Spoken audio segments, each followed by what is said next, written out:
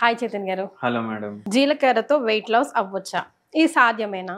ఎవరైనా ఒక్క జీలకర్రతో weight loss అవుతారా? ఎందుకు ఇట్లా మోసం చేస్తారు అని అడిగే వాళ్ళకి మీరు చెప్పే సమాధానం. నేను జీలకర్ర తోటి వెయిట్ లాస్ అవుతుంది అని చెప్తా. మోసం అనేసి చెప్పేటోళ్ళు 100 మంది ఉంటారు. మళ్ళా నేను టర్మరిక్ తోటి వాటర్ తోటి మళ్ళా దాని తర్వాత మన గరం మసాలా తోటి కూడా వెయిట్ లాస్ అవుతుంది అని చెప్తా. వినేటోళ్ళు ఏం చెప్తారు, అరే ఈడు అబద్ధం చెప్తుండు అని అంటారు. నేను హోమియోపతి మందులతోటి వెయిట్ లాస్ అవుతుంది అని చెప్తా. అరే వీళ్ళు ఏంది ఇట్లా చెప్తారు, ఏం తగ్గింది, నేను 10 రోజులు వాడినా, నేను 15 రోజులు వాడినా, నేను నెల రోజులు వాడినా అని చెప్పేటోళ్ళు ఉంటారు. మీ కోడి చెప్తా నేను, దాల్చిని చెక్కతోటి వెయిట్ లాస్ అవుతుంది, జీలకర్ర తోటి వెయిట్ లాస్ అవుతుంది, సోంపు తోటి వెయిట్ లాస్ అవుతుంది. ఇట్లా ఎన్నో రెమెడీలు ఉన్నాయి. కానీ ఏందంటే ఓన్లీ కొత్తిమీరలు, పుదీనాలు, జీలకర్రలు, దాల్చిని ఇవి తినేసి ఎవ్వరికి వెయిట్ లాస్ కాదు. అవునా కాదా? నేను ఎక్సర్సైజ్ చేయ, జంక్ ఫుడ్ తింటా, నాకు వారానికి 5 సార్లు బిర్యానీ కావాలి, 3 సార్లు పిజ్జా కావాలి, 2 సార్లు బర్గర్ కావాలి, 5 సార్లు మైసూర్ బజ్జీ కావాలి. ఇట్లా ఉంటే ఎవ్వరికి వెయిట్ లాస్ కాదు. మళ్ళా నాకు నడవడానికి టైమే ఉండదు అని చెప్పేటోళ్ళు కూడా ఉంటారు. అరే నాకు ఎంత పని, నాకు చెమటలు వస్తే అది తుడుచుకోవడానికి కూడా టైం లేదు అని చెప్పేటోళ్ళు కూడా ఉంటారు. మళ్ళీ వాళ్ళకు వెయిట్ లాస్ ఎట్లా అవుతుంది? ఓన్లీ జీలకర్ర తాగి మీరు చెప్పండి. ఇప్పుడు బండి ఉంది, దాంట్లో పెట్రోల్ నింపేసి పెట్టినాం, బండి నడుస్తేనే ఆ పెట్రోల్ కాలుతుంది కదా, అవునా కదా? బండి నడవకపోతే ఆ పెట్రోల్ ఖతం అవ్వాలంటే ఎట్లా ఖతం అవుతుంది? కాదు, పెట్రోల్ పైప్ కిందికి వెళ్ళి తీస్తే ఫ్లో అయిపోతుంది అని చెప్పేటోళ్ళు ఉంటారు.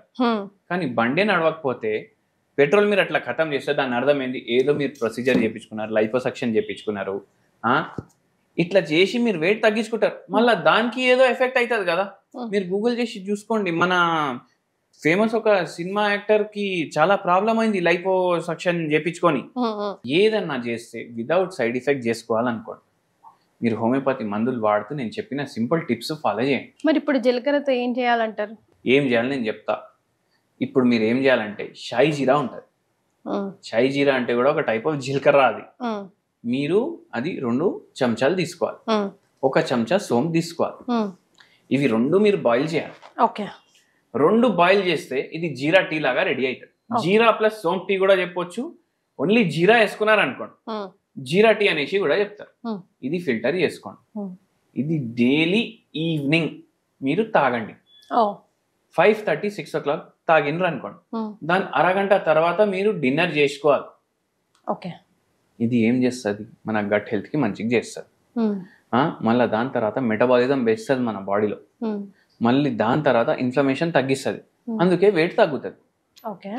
ఇప్పుడు థైరాయిడ్ కూడా ఉంది అనుకోండి, థైరాయిడ్ లేదు, బీపీ లేదు, షుగర్ లేదు, జీలకర్ర 2 చెంచాలు మీరు వాటర్ లో బాయిల్ చేసి అది చానాయించుకొని తాగితే మనకు వెయిట్ తగ్గుతుంది అంటున్నాను. థైరాయిడ్ కూడా ఉందనుకోండి, దీంట్లో 1 చెంచా సోంపు కూడా యాడ్ చేయండి. జరా ఎఫెక్ట్ ఇంకా మంచిగా ఉంటది. డైలీ ఈవినింగ్ తీసుకోండి. మళ్ళీ ఇది తీసుకున్నాక ఒక ½ an hour తర్వాత డిన్నర్ తినేసేయండి. ఇంకోటి గుర్తు పెట్టుకోండి, ప్రతి వీడియోలో చెప్తాను నేను, మీకు ఎంత తినాలనిపిస్తే దానికి సగం తినండి. ఏం తినాలనిపిస్తే అది తినండి. ఏం తినాలనిపిస్తే అది తినండి, ఎంత తినాలనిపిస్తే అందులో హాఫ్ తినండి, సగం. దీని అర్థం ఏంది? రోజు బిర్యానీ అంటే నడవదు. ఇంట్లోనే వండుకోండి. ఇంట్లో శుభ్రంగా హైజీనిక్ గా తక్కువ నూనె వేసుకొని వండుకొని తినండి.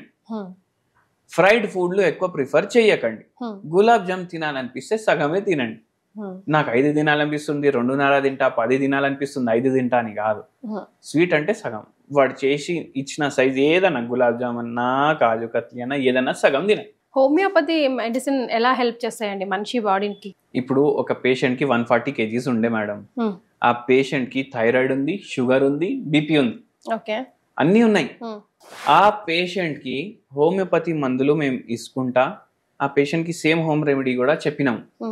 ఆయనకు 2 ఏండ్లు పడ్డది, ఆయన 60 కిలోలు తగ్గిండ్రు. 60 kgs తగ్గిండ్రా అవుట్ ఆఫ్ 140. My God. కానీ ఆ పేషెంట్ డెడికేషన్ కి మెచ్చుకోవాలి. నేను సగం తినమంటే ఆయన తినే దాంట్లో కూడా మళ్ళీ సగం చేసిండు ఆయన.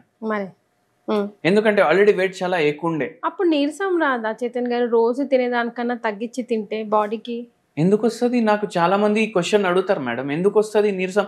మనం ఎక్కువ తింటే నీరసం అనిపిస్తుంది. మీకు సింపుల్ లాజిక్ చెప్తా నేను.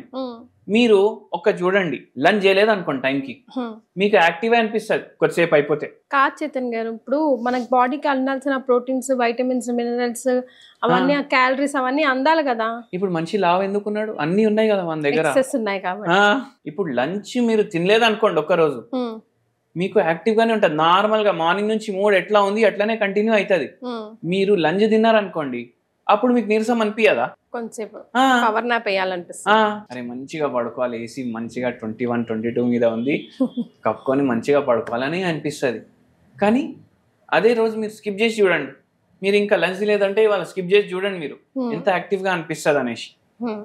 అయితే ఏంటంటే మన బాడీలో అన్నీ ఉన్నాయి, అది ఇప్పుడు బర్న్ అవ్వాలనేసి మనం ఏం చేస్తున్నాం, తక్కువ తింటున్నాం. మరి మళ్ళీ ఎంత బర్న్ చేసుకోవాలో అంత బర్న్ చేసుకున్న తర్వాత మీరు కొద్దిగా పెంచండి క్వాంటిటీ.